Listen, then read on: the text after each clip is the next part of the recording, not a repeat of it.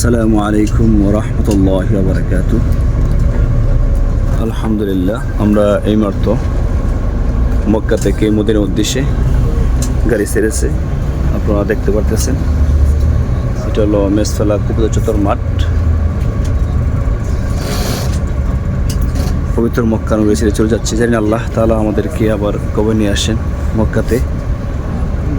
সবাই দোয়া করবেন, আল্লাহ তাআলা যেন আমাদেরকে সহি সালামতে মক্কাতে মদিনাতে পৌঁছায় দেন।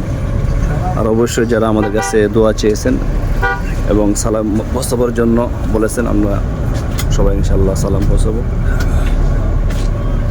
এই যে এটা মেসপালা কুবুতর চত্বর মাঠ।